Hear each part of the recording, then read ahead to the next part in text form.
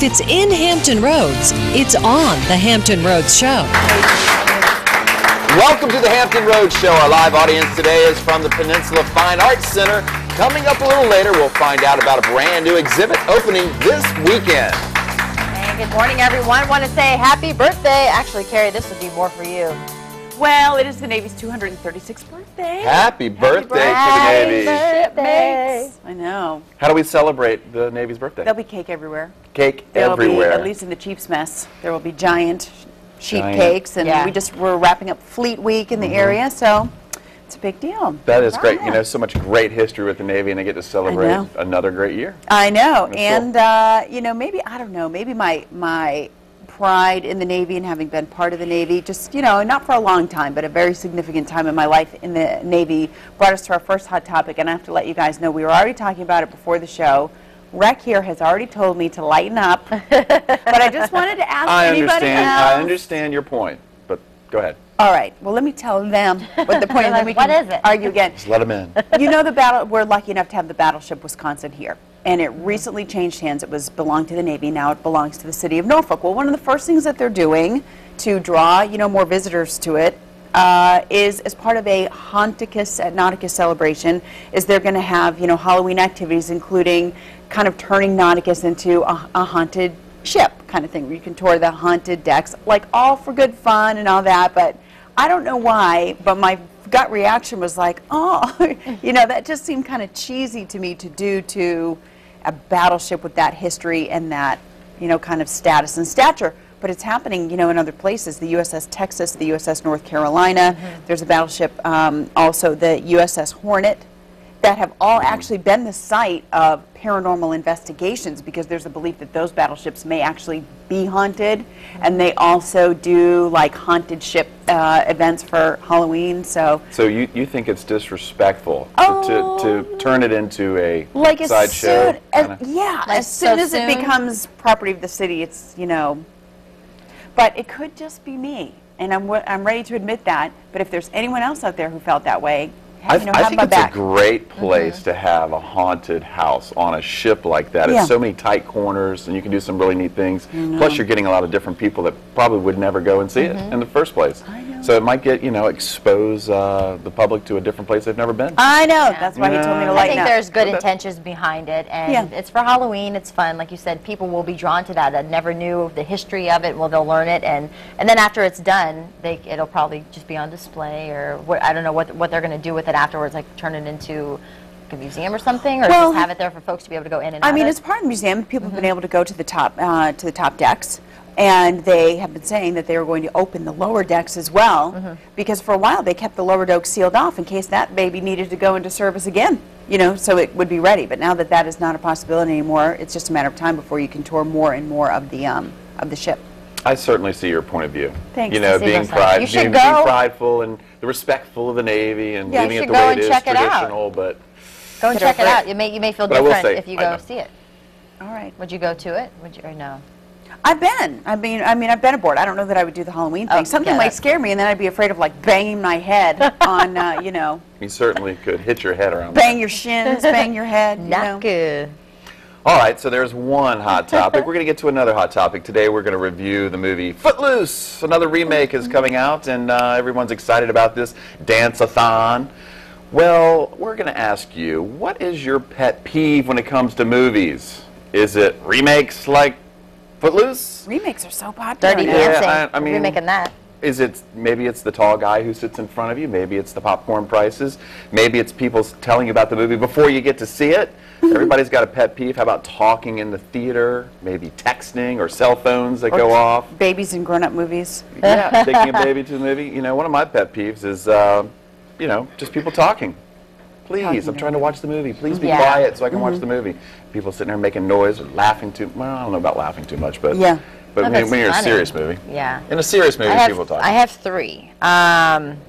First one is, and they tell you to turn your cell phones off, but if you're sitting way high up and you're in the stadium seating and People are pulling out their phones. It's like, can you put your phone away for an hour and a half or 2 hours? That is one pet peeve right there. Second one, I wouldn't say it's necessarily a pet peeve, but I just think it's funny when you watch all the previews and then it goes dark and there's that like 30 seconds of just quiet. And you hear everybody like chomping on their popcorn and sipping their soda. It's just, you don't want to chew. It's kind of the awkward Maybe it's the noise. person who makes really loud noise eating their popcorn. It could be, yeah. Chew with your mouth closed. And then the third one, though, here's the real pet peeve. When you're sitting in a theater and seats are open, it's clear, open, and for some reason, I don't know, maybe it's just me, but when I go, right on top of somebody you. has to sit right here. And I'm just like, okay, clearly there's all these seats open, Well, and just they so you know, they have to come there.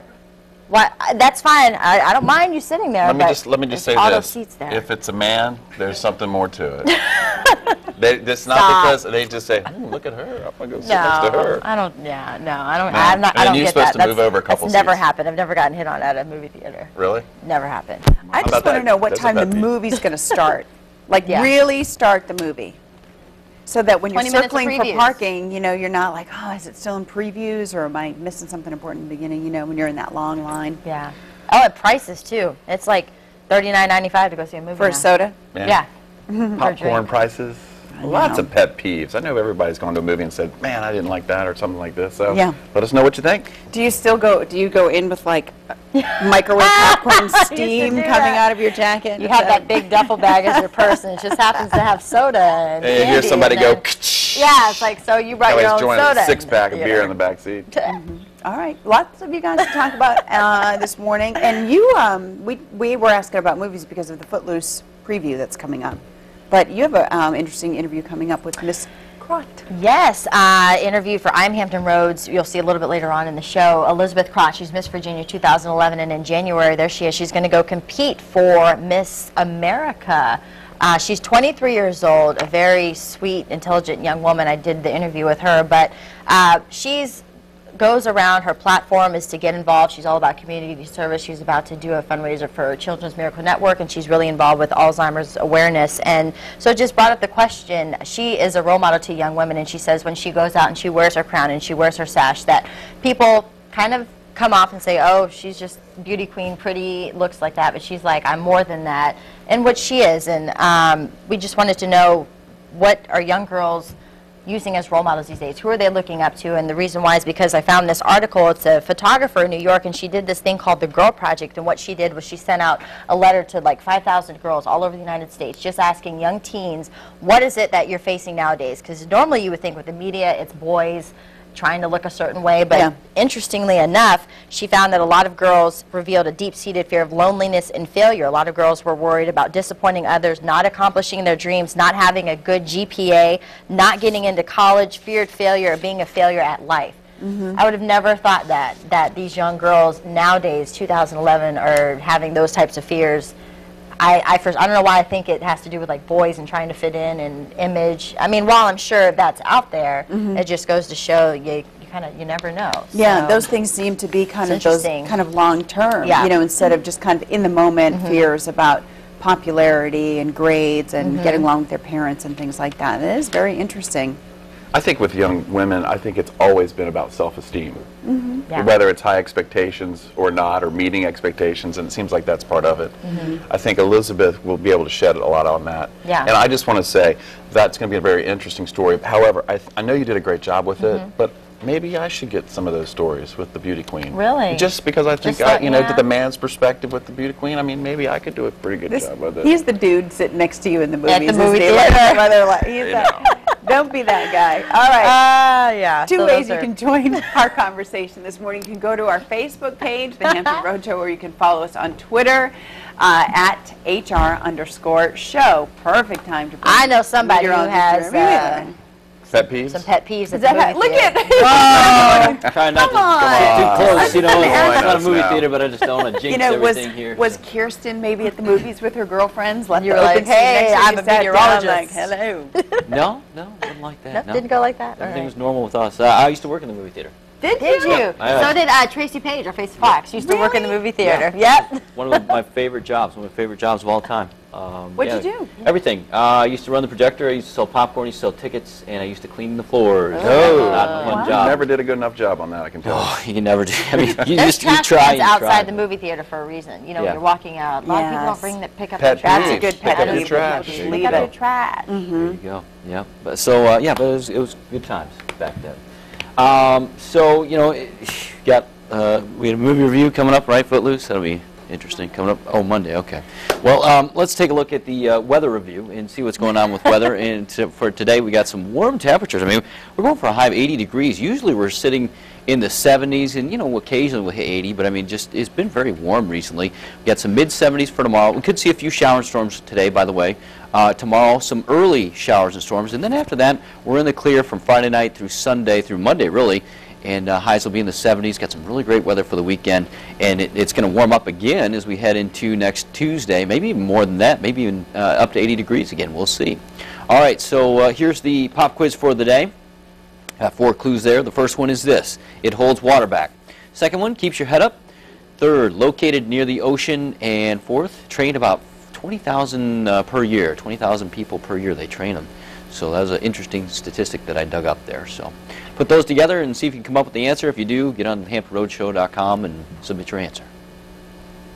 I think I got you, buddy. Okay, good. Not too hard today. No, not Maybe too about a difficult. 5 out of 10. Maybe celebrating part of Maybe. a birthday. Maybe. Could be. Maybe eating cake too. Another hint for you there. If you come up with the answer, you're going to score 4 tickets to Homerama, opening October 15th. That's this weekend at the Riverwalk in Harborview in Suffolk. Beautiful homes. All right, time now for the Hampton Road Show Pet Pals of the Week. And today we have 2 sweet little kittens, Lightning and Lilac, from Heritage Humane Society in Williamsburg. They're both 4 months old, spayed, up to date on their vaccinations, and ready to go home today. You can adopt our Pet Pal of the Week. Call Heritage Humane Society at 221-0150 or log on to heritagehumanesociety.org. And just another reminder, our executive producer Stephanie Cook is the cat whisperer. We always have her handle the cats around here because Ariane's allergic. And I am. We've We've lost our they grasp jump on a away couple under the cats. couch. Look at that. But they love Cookie. All right, the Lightning folks at and the Lilac. Heritage Humane Society are also having a special Halloween adopt-a-thon tomorrow from 6 to 9 in the evening. They're going to waive adoption fees if you come in costume to adopt a little friend, or in this case, 2. Still ahead on the Hampton Road Show. 5th time was a charm for Elizabeth Crott, now Miss Virginia 2011. Find out what it took to get her there and how she's preparing to represent VA at Miss America in January. And the finest new homes in Hampton Roads will be opening their doors this weekend, kicking off the fall Homerama. We'll get a sneak peek at these gorgeous homes and hear the stories behind some of them.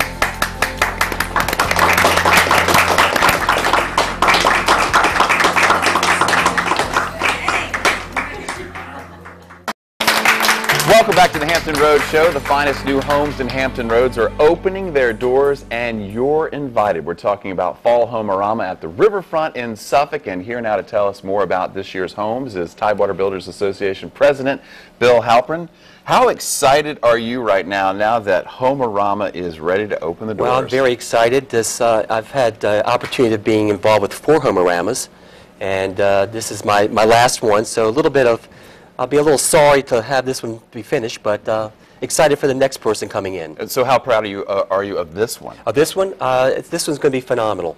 This is the second time we're going to be at Riverfront. The first time was in 2001, and we had over 100,000 people attend the show. And we hope to have that same success this year. We've got 7 builders building 9 houses, and they're just beautiful showcase homes. Beautiful, and I think the people that attend will really enjoy it. Talk about the challenge of the builders when they get there and they break ground. How much time do they have to build these homes, and how much pride do they take? It's Bill? simply amazing. This Homerama, I think they broke ground the end of May. So we're talking about less than 5 months to put together a showcase home. I mean, fully decorated, fully designed, fully landscaped. To me, it's amazing how they pull it off. And then working with the developers, working with the city, it's a great collaborative event. I've been to many let's get this straight. Homerama. Let's say Homerama. Homerama. I've been to many of them, and they're awesome because you get great ideas. What is the greatest selling point for people who come through the door? Well, there's, I think, twofold. The first is people really do have an opportunity to buy houses. 4 of the 9 houses are sold. I think they also have an opportunity to either, if they don't want to buy at Riverfront, they can talk to these professional builders and build elsewhere. So that's been a very positive thing. And then also we have an idea marketplace that has 150 exhibitors, and they talk about their services and their products, and it's all the latest and greatest of what goes into the houses. So they have an opportunity to do things for the existing house or maybe buy a new house.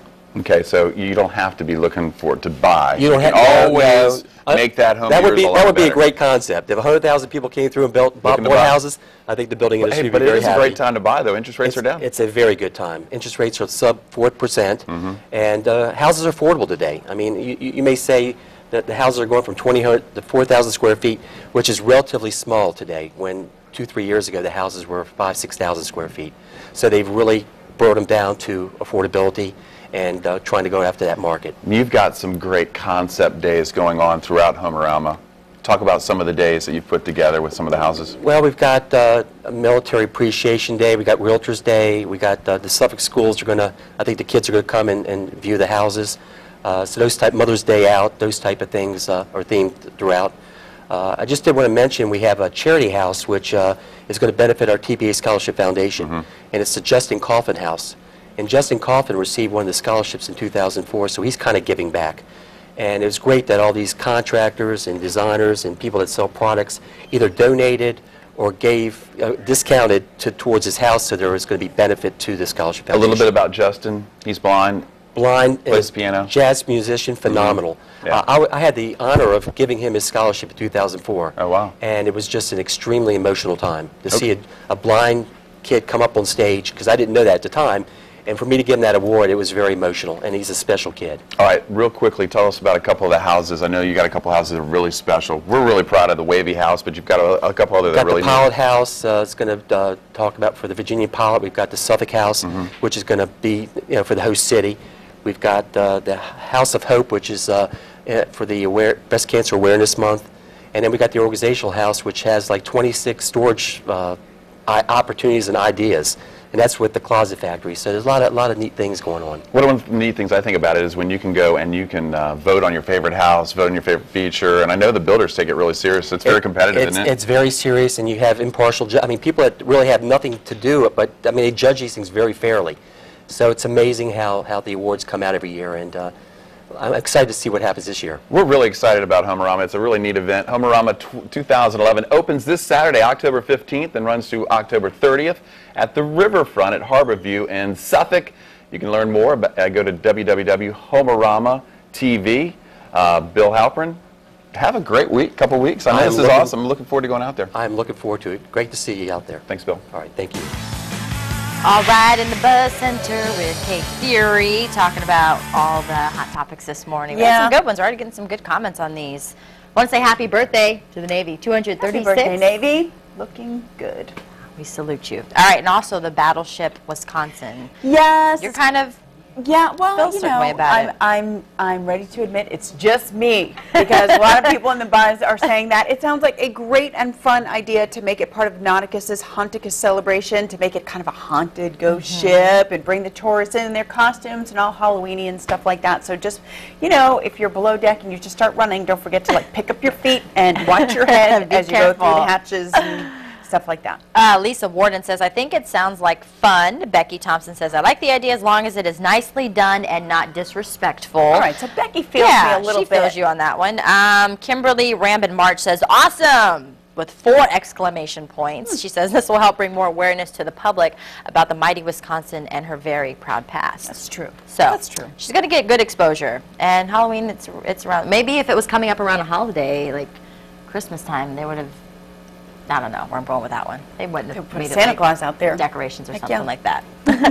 Real quick, also, second hot topic, we're going to talk about the movie a little bit, Footloose. We're going to review it full on Monday, but we were just asking, what are some of your movie pet peeves? Like, is it the sticky popcorn, not throwing your trash away, having somebody come sit next to you when the entire movie theater is open? Garland Langhorn Jr. says, anything cell phone related. I agree, Garland. Whether it's talking on the bright light from the texting, I mean, honestly, why spend the money to come and not pay attention? Or is a remake a pet peeve of Yeah, yours. 'Cause could be. That looks a lot different than the It does. original Footloose. You know, so do they like care about sticking to the story? Is it just kind of a shout, a nod, as our producer Susan put it, a nod to the original? I like the original because Kevin Bacon was in it. I'm just happy that you've heard of the original. Yes. Ariane is a little bit younger than Chris and I, so anytime that you... She's like, yes. Yes, anytime I feel that gap shrinking, It's there. makes me happy. All right. Still ahead on the Hampton Road Show. Miss Virginia Elizabeth Crott is taking her talent to the big stage. Find out what motivated the 23-year-old to push through and continue to compete for the title of Miss Virginia. And don't forget our pop quiz today. You can score tickets to Homerama. We just heard how great it's going to be. It's opening October 15th at Harborview in Suffolk in the riverfront community there. Just log on to thehamptonroadshow.com. Click the pop quiz button on the top right-hand corner of the screen. Good luck.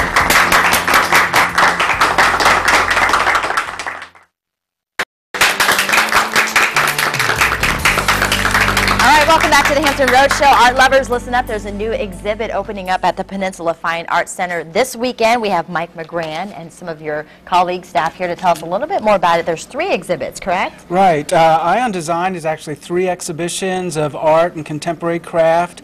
We've got hundreds of objects here. Some of them, for instance, that's one that's from our ceramics exhibition. That living room is actually Dr. and Mrs. Stiles' house.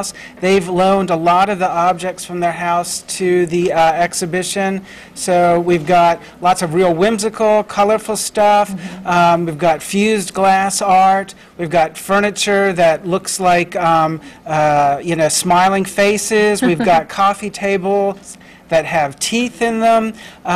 So lots of lamps, different artwork. We've got glowing neon sculptures, a lot of interactive stuff going on there. And what's really exciting about it for us is that one of the exhibitions is called Living with Art, and it's really the whole idea that not only about having art surrounding you, but that everything you touch was designed by somebody. So we're talking about design a lot in these exhibitions. And there are 2 opportunities coming up this next week where people can experience the exhibitions for free. Okay. On Tuesday, the 18th, you can come and join our curator for a tour of the exhibitions, and he will show you the funnier side of some of these objects as well as the history and culture behind them. Okay. And then on Thursday, we've got our Art After 5 event, and Otis Brooks, who was on here last Friday, is going to be playing music for us, but we'll have food, art demonstrations, and all going on from 5:30 to 7:30 next Thursday night, the 20th. So plenty of opportunities to come out and join us. And don't you guys do a lot of events that people can come to the Fine Arts Center Exactly. and crafts and things like that for Exactly. kids too? Well, we always have our Hands On for Kids gallery open, so there's always something going on in there that's tied to the exhibitions that are on display. So just like our galleries change every few months, our art activities change. The first weekend of every month is free. On that Saturday, we do lots of kids' activities, but we have classes, camps for all age levels and all skill levels throughout the year. So we're not just about looking at the art on the walls, but making it for yourself. All right, well, thank you so much. And this runs through January 8th. And, of course, we're going to have all of the information about where you can see Otis Brooks and all of these great exhibits on our website, thehamptonroadshow.com. Thank you for being our studio audience this morning. Thank you. Still ahead on the Hampton Road Show, learning a foreign language isn't easy, but for students with reading challenges like dyslexia, it's even more complicated. The folks from Chesapeake Academy will tell us how they work to overcome those challenges in just a moment. What do we treat ourselves to? Clothes, Treat yourself. fragrances, Treat yourself. massages, Treat yourself. mimosas, Treat yourself. fine leather goods. Treat yourself. Straight ahead, treat yourself to a sneak peek at tonight's all-new night of comedy on WAVY TV 10. And remember, you can adopt Lilac and Lightning, our pet pals of the week from the Heritage Humane Society in Williamsburg. Call 221-0150 or log on to www.heritagehumanesociety.org.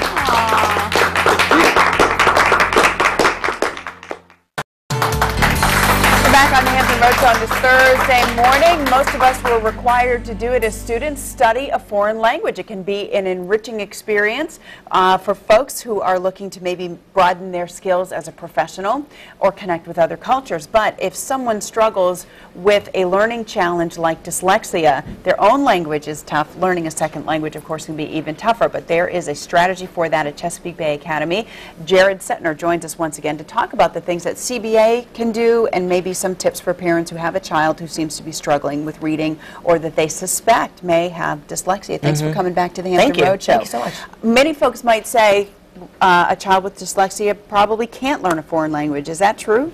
No, that's not true. Dyslexic students have a difficult time learning a foreign language, basically because of their lack of phonemic awareness. Phonemic awareness is, you can think of it as the building blocks of language, how sound comes together to form words. And dyslexics usually are not so good at that, which is why if you've met a dyslexic person, chances are they're not the best speller in the world, because that's where that whole phonemic awareness comes into play. So it's more difficult for dyslexics to learn a foreign language, but it's certainly not impossible. And you know, one of the things that we covered already was that their own language, their natural language, can be a challenge.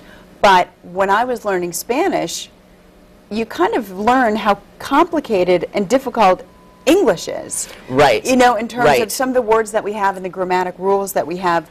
Do you ever find that because some of the other languages are a little more straightforward in their rules and sentence structure, that it's not as bad as students think? Right, right. Well, people with dyslexia, there are different degrees of it. So what works for one might not work for another. So there are some dyslexic students who do have a problem with English and learning the rules of it. And then when they do Spanish or German, they have a much easier time with it because the rules are more straightforward. And consistent. And consistent, which we don't have in English. Right. So many dyslexic students like that, and they succeed in that foreign language. What's also important is just the foreign language itself, because of the auditory processing of dyslexic students, meaning how they hear sound as well. So how the language sounds is also important. There are some students that just take better to Spanish or to German because of the sound, as where French is a little bit more difficult for dyslexic students because it sounds so different from English. So really, like many things with dyslexia, it's really on an individual basis, and you really kind of have to shop around because languages are different, and what might work for one might not work for another. All right, so maybe not set yourself up for to learn a language. Maybe we have a great chance of success. Right. But of course, never say it's impossible. Never say it's impossible. And something else that people can think about, especially on a college level, is reading a language rather than speaking it. For example, many colleges have language requirements, but many of those requirements are just a reading proficiency. So for the dyslexic student who can memorize words as code, for example, they can read a language much easier than they can speak it. So reading a language and having that count as your foreign language requirement is definitely a possibility, and it's something to look into. And probably models a lot of what happens in business. A lot of folks are motivated to learn a second language for business purposes or professional purposes. And let's face it, a lot of communication in business now is email and texting. Exactly. Gotcha. Right. Okay. If someone at home has a child that they suspect has dyslexia, where can they go to find out for sure? Or are there any hallmark signs that you would say this is dyslexia? You know, the fact that your child may write their S's backwards is not, don't automatically assume it's dyslexia. Right. Dyslexia comes in so many forms and shapes that it's impossible to say, like, by writing your S's backwards, then, you know, you are dyslexic. But I think parents should definitely go with their gut. The earlier, the better. And have your child tested. Talk to your public school system. Talk to those people and get that process going, because the earlier that they can be diagnosed, the more that can be done to help them as they learn those crucial skills of reading, writing, spelling, and things like that. And of course, the reason that we bring Jared in from Chesapeake Bay Academy is because Chesapeake Bay Academy is a school for children. Every child there has some kind of different learning style or a challenge that needs to be overcome. They have also assessment services, but the public school system, oftentimes they do this at low or no cost to kind of get get the ball rolling. If your child is really young, between, you know, up to 3 years old, infant-toddler connections through your community services board also have some assessment abilities too, if you're worried about expense. Okay, if you want to learn more about dyslexia, though, the neuropsychology of dyslexia, this is an event hosted by Chesapeake Bay Academy, November 1st at 7 o'clock at the Virginia Beach Central Library. Here's another opportunity for you to learn more, www.cba-va.org. This is a free seminar for you as well. Thanks so much. Thank you so much for having me. Thank you. All right, still ahead on the Hampton Road Show. Get involved, change the world is the platform the new Miss Virginia is taking to Virginians and possibly people throughout the United States as she gets ready to compete for the title of Miss America. Coming up, find out more about her and what she had to do to get there.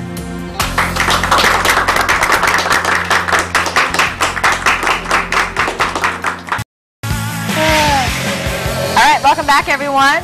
Carrie and I in the Buzz Center getting a lot of comments. Nobody's gone in on you, Carrie, and said, oh, Carrie, lighten up, like Chris Reckling. Hey. Don't pick on Carrie. You might have been right today. But talking about Battleship, Wisconsin, turning it into like a Halloween-y haunted sideshow area. Yes.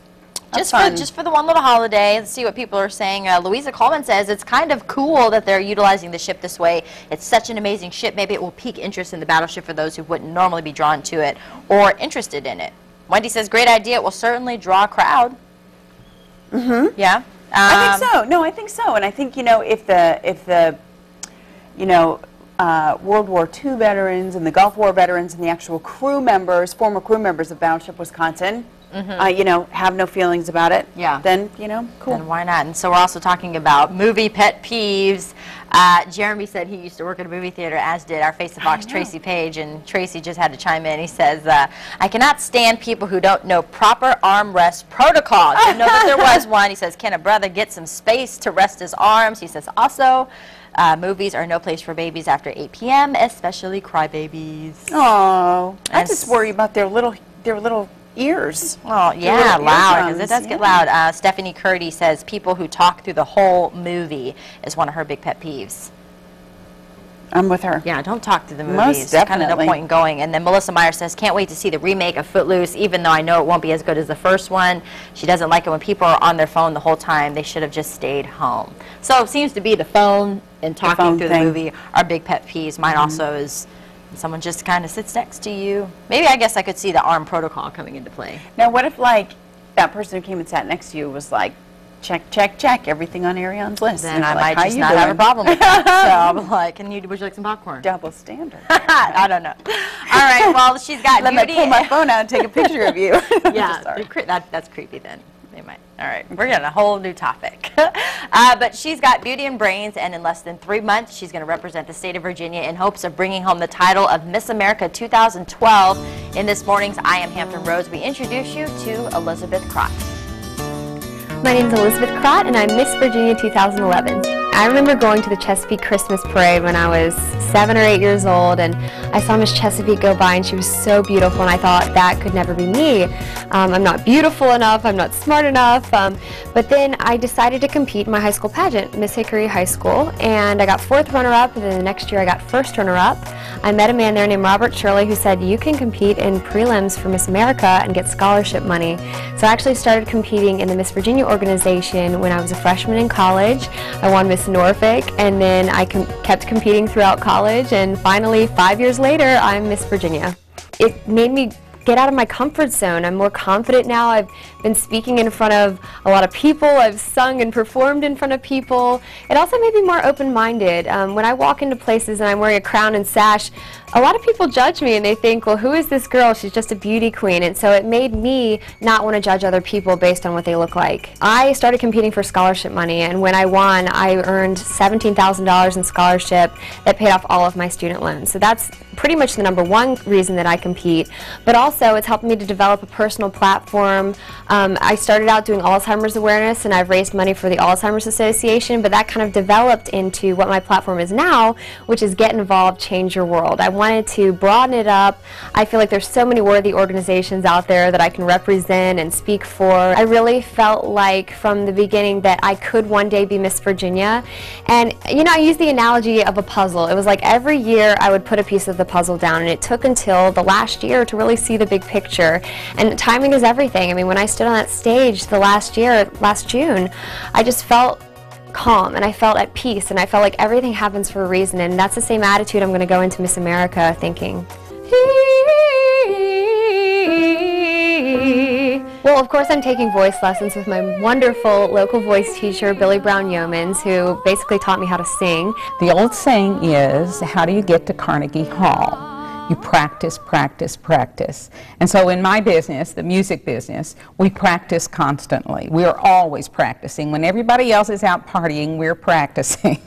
She will represent our state well, and she will be an excellent competitor, but she comes from a deeper place. She's a grounded young woman, and she has tremendous values and morals, and I think that she comes to this competition with her head in the right place. So I know she's going to do well. I'm very proud of her, and I'm so delighted to get to go and support her in Las Vegas. I'm kind of still in disbelief that I'm Miss Virginia, but I can't wait to go to Miss America. This organization has given me so much, not to mention it's paid off all of my student loans. Whatever I win at Miss America, I want to use for possibly studying abroad. I've never been out of the country. I also want to continue my work with voice lessons and acting lessons. I've always wanted to try out for Broadway, so I just feel like this is a wonderful platform for me to help me out the rest of my life, and I owe a lot to it. I'm still on cloud 9. My name's Elizabeth Crott, Miss Virginia 2011, and I am Hampton Roads. All right, make sure that you cheer Elizabeth on as she heads to the Miss America pageant on January 14th in Las Vegas. She's also going to be making an appearance at a benefit concert coming up on October 23rd for the Children's Miracle Network. We're going to have all the details and information if you want to get involved or go see her for a meet and greet on our website, hamptonroadshow.com. We'll be keeping our fingers crossed. That'd be cool, wouldn't it? Yeah, it would be very neat. America from here? Very neat. All right, a fan favorite. All right, okay, we're going to make a transition here. That was good. That was good. A fan favorite is back on the big screen. The 1984 classic film Footloose getting a highly anticipated makeover, and Footloose dancers say the flick is not just getting the small southern town of Beaumont back on their feet. All right, here's Dan Springer with the behind-the-scenes look in today's Entertainment Express. Got the cash up in my pocket, you know I gotta get it. Tapping into a whole new generation of dance fans, the updated remake of Footloose is ready to hit the big screen. There were so many great movies from the 80s that had messages and morals and like all these things that were so great and forefront in the, in the storyline. And now they're, stories are a little bit lighter, and there's more graphics and CGI and stuff. So it's cool to be able to give, our generation that kind of story movie. with heart. Yeah. It's time to fight. A young Kevin Bacon danced off his teenage angst in the 1984 classic, but director Craig Brewer believes his new film honors the original, following a bad boy outsider who makes waves in a small town when he romances the minister's daughter and brings back public dancing. That the law against public dancing within the town limits of Beaumont be abolished. I'm not rethinking Footloose. I think it's very respectful to the original because I love the original, but I made this movie for fans of Footloose, yes, but it's not important that they necessarily embrace it. It's important that a whole new generation does. And playback. Casting newcomer Kenny Warmald in the lead was a gamble for producers, but surrounding him with a great support team made the 27-year-old dancer feel comfortable. It was awesome. It was, I learned something new every day, and having a great cast around me just made me better, and having an amazing director in Craig Brewer, I'm so lucky to work with someone like that because he's, at the top of his game. So it was very, very gratifying to have great support system. And as Warmald and Dancing with the Stars alum Juliana Huff utilized their dance backgrounds, they also unintentionally intimidated their castmates. We were surrounded by professional dancers, and we're literally everybody in that movie is like a professional dancer. Yeah. Like winning so you think you can dance, and like inventing crump dancing and stuff like. Yeah, it was hardcore. So here we are. We're like, okay, we got to make sure that we work hard and don't drop the ball. What, you can't keep up? Move your feet to Footloose at theaters this weekend. In Hollywood, Dan Springer, Fox News. You're going, aren't you? You're I'm going to go see that? check it out. You're going to check it out? I like Dennis Quaid. Yeah. It's going to be cool. Now he's getting cast as the dad. Yeah. Dennis Quaid, like all his movies. All right, let's check out what's on WAVY TV tonight. All right, it's an all-new night of comedy starting off with Community at 8, followed by Parks and Recreation at 8:30. We've got a sneak peek of that, too. Gentlemen, Wilderness Weekend is upon us. There will be no video games. There will be no internet pads. This weekend you have two parents, me and Mother Nature. And I am Mother Nature's brother, Brother Nature. Brother Nature. Ron Swanson has always taken pride in his role as the leader of the Pawnee Rangers, and in an effort to fight the inequality of his boys-only wilderness group, Leslie forms her own girls-only troop to take them on an adventure weekend. Find out what happens tonight at 8:30 on an all-new Parks and Recreation. Be a man. I like that. So I'll be be a out man. there drinking there. And at 9, Dr. new Pepper. manager Andy is trying to get in good with Robert, California, so he decides to throw a classy garden party at Schrute Farms. Arrival time is 3 p.m. I don't get the reason for this party. Yeah, what's the reason? What's the reason, Andy? What's the reason? It's just a garden party. Sheesh. You don't need a reason to throw a garden party any more than you need a reason to throw a birthday party. Find out what kind of madness will come out of this brilliantly hatched plan. Plus, we'll meet Andy's parents and brother tonight at 9 on All New Office. That's a nice pipe. All right. You're pulling my men? Your men. My men. We have to prioritize. We got an NYU girl who's been missing almost. Pretty rich, white. Oh, come on. So that's why you're killing the park sweep, so I should just stand down till when? Till my case is unsolvable? You got a girl that's dead. Primetime crime fighting is nothing new. The police drama has always been a part of network television. NBC's Prime Suspect is just a little bit different. The characters are flawed and vulnerable as they deal with the day-to-day just like the rest of us in real life. Even though the show is adapted from the British drama of the same name, the cast and crew of NBC's Prime Suspect put a great deal of effort into making sure that their show is realistic and relatable. Joining us now from the Prime Suspect set in Universal City, California is Aidan Quinn, who plays Lieutenant Kevin Sweeney, and former NYPD detective Mike Sheehan, who works with writers and cast to make sure it is authentic. Aidan and Mike, welcome to the Hampton Roadshow. Thanks for having us this morning. Hey, Aidan, let me start with you. Can you give our viewers just a little bit of background on the show, what they can expect when they tune in on Thursday nights? Well, I mean, I think you're going to see a lot of ball busting between the cops. There's a lot of camaraderie. There's a lot of kibitzing. There's a lot of one-upmanship. It's really as much about the behavior between the cops as it is solving the case. We do solve a case every week, but we have an incredible cast and wonderful writers, and so we have fun stuff to do. It's not your ordinary cop show. It's not about test tubes and DNA. How do you like playing the role of a homicide lieutenant, and how did you prepare for this particular role? Well, I love it. Number one preparation was meeting this guy, and that's been he's been a great mine of information, stories, and laughter. And he also introduced us to a squad commander in New York, Lieutenant Jimmy West, and I got to hang out with him some. I read the books that the cops wrote, you know. I watch the cop shows, the real ones, the documentaries, so, you know, you do all that kind of stuff. It's fun. These are fun, great, interesting, deep, varied characters to play, so there's a lot to mine there. And Mike, for you, you're kind of going back to your old stomping ground. What's been your experience working on the show as a writer? It's been very good, you know, because these are real cases, cases from the New York City, and my history. And what we're doing is we take a case, I throw it out among all the writers, and we rip it apart and we fictionalize it, obviously, and then we try to put it back together, and maybe we add a couple of twists and turns that maybe the original case didn't have. And it's based on the ensemble of detectives in a squad. I mean, it runs from the very serious guy to the constant joker, and that's in every detective squad. And this cast, this ensemble cast, fantastic, led by the guy next to me here, and Maria, just do a fantastic job of bringing that all to life.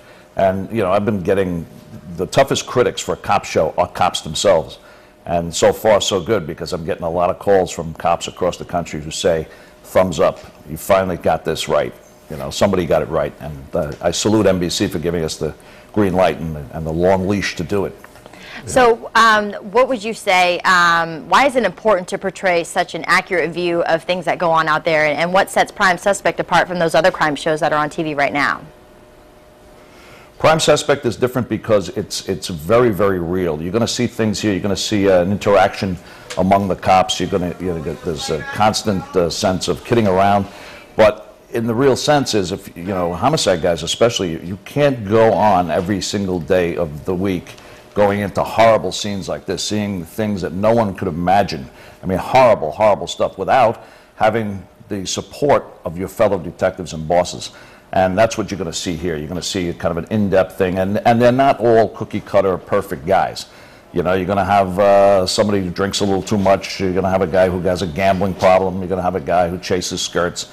But you know what? And you have and gals. And gals. Yes. Gotta get Come on, Mike. Maria Bella. Guys. Who's the star? I'm using guys generally. All right, well, Aiden and Mike, thank you so much for taking your time to talk with us. Prime Suspect airs Thursdays at 10 o'clock right here on WAVY TV 10. Guys, thank you for talking to the Hampton Road Show. Thanks for having us. It's also on Mondays and Saturdays on rerun. That's right. Good thing he got that part in about the female detective. That female's because Maria Bello. She would have gotten them after that interview. She's like, hey, I'm on that They sound like cops, don't they? Yeah. All right, big night tonight on NBC. All right. So trivia Yep. here. Let's take a look at it.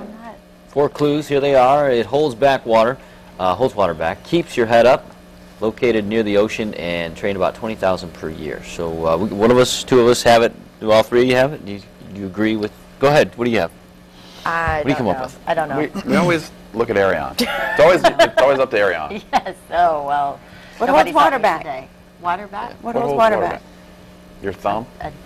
You stick your thumb. Yes. Dam neck. Yay! Right.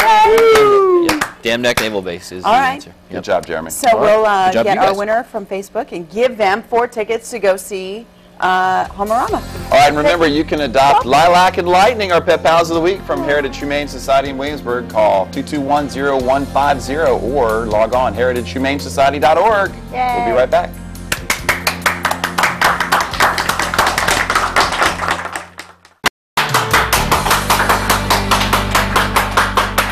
Welcome back. Rounding out almost the week. Almost Tomorrow's Thursday, Friday. Weekend's Thursday almost Eve. here. Friday Eve. Sorry. I said Thursday Eve, but it's Friday Eve.